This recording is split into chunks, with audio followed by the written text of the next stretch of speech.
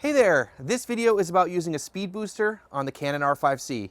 That's right, I'm going to talk about using a speed booster on a full frame camera because there are several situations where this could be beneficial to use a speed booster on the R5C. So I am currently shooting on the R5C with the speed booster and the EF 16-35 f4. Now one thing you might be concerned about is autofocus, and it does seem to work pretty well. I am using the face-only autofocus right now. I haven't really had any issues with this. The other cool thing here is the different modes that you can use this in to counteract some of the crops, which is what I'm doing right now. So you can see that right now I'm shooting in the 6K RAW mode. It says 5952 by 3140. A lot of people call it 5.9K. I'm just going to call it 6K. And the other way I can show you this is with the focal length here. So it's showing that I'm at 16 millimeters. I'm really at like 24. But if I zoom here, you can see it goes out to 11 and up to 25, and that is because I am using the speed booster. So you might be curious about why you might want to do this and the pros and cons, because there are some of both. We'll talk about it in this video. All right, so why is shooting in 6K RAW with a speed booster such a cool idea, and why was I demonstrating that outside? That's going to be a big part of this video. So first of all, when you're shooting in 6K RAW, you're shooting in a Super 35 crop on the R5C. When you put the speed booster on there, it gives you a wider field of view, and the combination of the speed booster and the Super 35 crop gives you roughly a full frame view, and I'll show you that a little bit later. Also, it is a huge reduction in file size. When you shoot in 6K RAW, it is significantly smaller than shooting in 8K RAW. Another thing is to get the highest quality and highest frame rate in the R5C, you can shoot in 8K 60, but of course you have to use a USB-C power delivery source to give the lens enough power to work. You can shoot 6K 60 frames per second RAW in the R5C without using USB-C power delivery source, so that's pretty cool. You could potentially have less rolling shutter shooting in 6K versus 8K. I'm not going to test that in this video, but I will do it in a future video. And of course, anytime you use a speed booster, you get an extra stop of light. So we will do some pixel peeping in here to look at the sharpness and the noise, because of course you don't get anything for free, like when you're using a speed booster.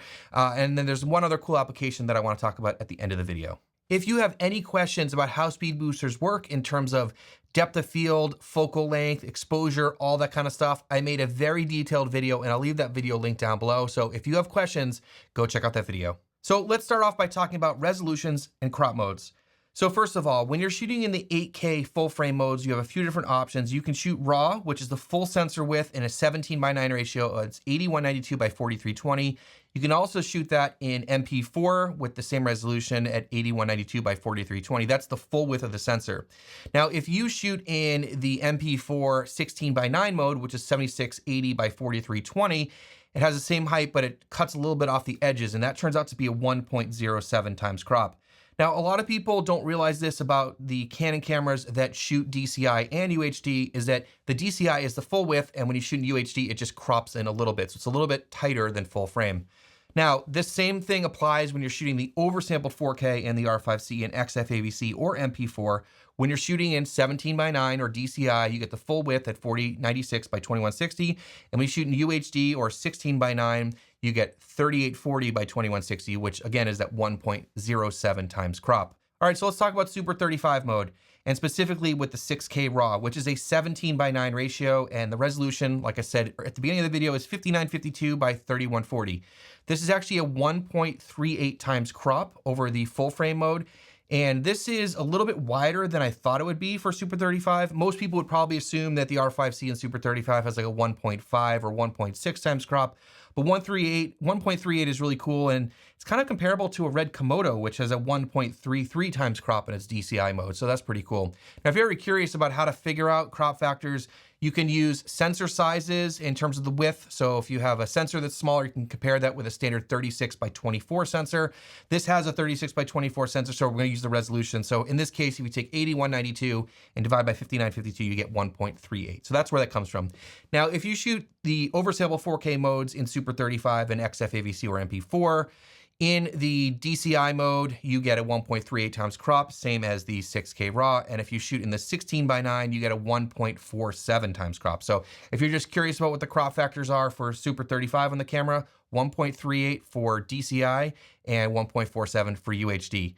Now the speed booster has a crop factor of 0.71. So this makes it wider. So what you do is you multiply this by whatever crop factor you have going on. So if you're in shooting with the 6K RAW or the 4K oversampled in 17:9, and you multiply the 1.38 times 0.71, you get 0.98 with the speed booster. So a little bit wider than full frame. And if you do it in 16:9, you get a 1.04 times crop. So pretty close to full frame when you're using Super 35 on the R5C with the speed booster. There's also a Super 16 mode in the R5C, which I'll cover in a future video, but I really don't recommend using that with the speed booster because if you are using a full frame lens, you can use it with the speed booster in the Super 35 mode, or if you're using a Super 35 lens, just use that in Super 35 mode.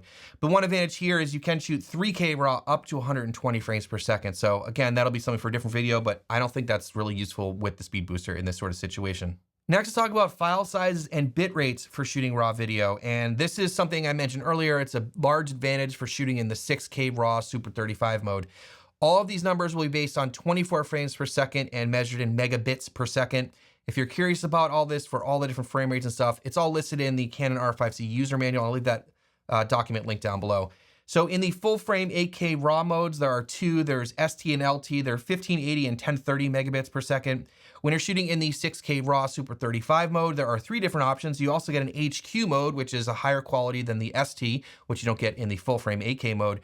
But the two ones I want to talk about here are the ST and the LT, being 835 and 544. These are a little bit more than half the bitrate of the 8K. So that is a huge advantage for shooting in the 6K, is the file size are going to be so much smaller. And also when you compare this with the 4K XF AVC at 24 frames per second, when you're shooting all eye, you get 410 megabits per second, and long up is 160 megabits per second. So the 6K RAW LT is just a little bit larger than the compressed all eye, and you also get raw recording. So I think the 6K RAW is kind of like a really nice sweet spot for shooting on the R5C. Now let's get into some pixel peeping, and for this I use my trusty Sigma Art 28mm f1.4 lens, which I've been using for a lot of videos lately. Now I exposed all this with a gray card. Everything was at 5600 Kelvin white balance. I used the technical conversion LUT, and I didn't do any color or exposure adjustments. So this is just a technical conversion so you can see what's going on here. Now for these comparisons, I used both the pass-through EF to RF basic adapter that has no glass in it, and also the 0.71x speed booster, which I've already been talking about. So let's take a look at comparing some of these different situations. We'll start off by looking at the 8K RAW with the pass-through adapter. So nothing funny going on here, just sort of the standard full frame field of view. You're getting the full width of the sensor. And the 6K RAW with the speed booster, which is what we're mainly talking about here, is just a little bit wider. And like I said earlier, it's a 0.98 times crop. So hopefully you can see that. Now comparing them next to each other, you can see that slightly wider field of view with the speed booster, but there's also a little bit of a color shift with the speed booster, which is pretty interesting. Next, let's check the sharpness, and zooming into 200%, the pass-through adapter is definitely sharper here, which is kind of what you'd expect. I think the noise looks fairly similar in this basic test, and that's kind of interesting because we're dealing with the full frame versus the Super 35, but they look pretty similar. And let's look at the Super 35 now with and without the speed booster. And you obviously see a field of view difference here with the pass-through adapter being more zoomed in because you're not speed boosting it. And at 200%, you can see the pass-through adapter is definitely sharper. So there's definitely a slight loss of sharpness when pixel peeping at 200%, but not super noticeable out in the real world, but it's always nice to see some of the details and what's going on here. And also there's that color shift with the speed booster, which I guess I hadn't really tested before, but it's interesting to see. So as you can see, there's definitely some pros and cons about shooting in the Super 35 6K RAW with the speed booster. Now, next I want to talk about what I'm going to call like a party trick. I kind of stumbled on this by accident, and it's a pretty cool situation. So what this will do, this combination, it'll give you a wider than full frame field of view, another stop of light with minimal vignetting. So it's pretty weird. Let me go through this. Now remember that UHD, when you shoot in UHD, it crops in just a little bit, and then what we're going to do is we're going to add digital stabilization. Now, I needed to figure out what the crop factor is with digital stabilization, so I actually reached out to Canon to get these numbers because I couldn't find them anywhere. So the R5C has a digital stabilization system. So if you shoot in the standard mode, it's 1.1 times of a crop, and if you shoot in the high mode, it's 1.43 times of a crop. So I don't usually use the high mode, but I do use the standard on occasion. So what we're gonna be doing here is we're gonna be shooting in the full frame 4K XF AVC mode in UHD. I'm going to be using the speed booster and applying the digital stabilization. So kind of a weird combo, but it's pretty cool, and I'm going to show you how it works. So let's run through the numbers a little bit. So first of all, Remember I said before that if you're shooting in UHD, you're gonna get a 1.07 times crop, and that comes from 4096 divided by 3840. We have the 1.1 times crop for the standard digital image stabilization. We have the 0.71 times crop from the Speedbooster. When you multiply that all together, you get a 0.833 times crop. So basically this is gonna be wider than full frame. We're gonna have an extra stop of light because of the Speedbooster, and we're also gonna have digital stabilization. So let's take a look and see what this looks like. So we'll start off by looking at the 8K full frame with the Speedbooster. And as you can see here, there is a whole bunch of vignetting, as you'd expect, because the image circle from the lens is not big enough to cover the full frame sensor using the Speedbooster. Next, we look at the 4K full frame XFAVC in UHD with the Speedbooster, and it crops in a little bit from the DCI modes like I explained before, but still vignettes because, again, we're using a lens that doesn't have an image circle large enough to cover that. Now, if we add digital stabilization, remember standard, not high, you can see here that you get very minimal vignetting. There's a little bit in the corners, but it's really, really not that bad. So let's compare this with the 8K RAW without the Speedbooster. So this would be like the normal full frame width. And with the 4K UHD, digital stab, and Speedbooster, our party trick here, you can see that you get a much wider field of view, again, with minimal vignetting. And taking a look at them next to each other, you can definitely see the difference in the field of view, and you definitely get a much wider image with our party trick here. Now, zoomed into 200%, let's check the sharpness, and you can see again that with the Speedbooster, you get a less sharp image. So again, without using the Speedbooster, you get a sharper image, similar to what we saw earlier on the video. And to check the 0.833 times crop, I zoomed in the appropriate amount on the Speedboosted one, and the chart size matches. So if you look at the two images here, they're a little bit different because one's 16:9 and one's 17:9, but the chart is roughly the same size. So the 0.833 times crop does check out. So this is pretty cool because, as I said, you get a wider than full frame field of view. It also has digital stabilization on it, and you get an extra stop of light from the Speedbooster. So these are two cool use cases for using the Speedbooster on the R5C. So what are the downsides? Well, as I mentioned, you definitely lose some sharpness, but there's one other thing. So there's one other thing I want to document here about the Speedbooster, and that is this purple circle going on right here.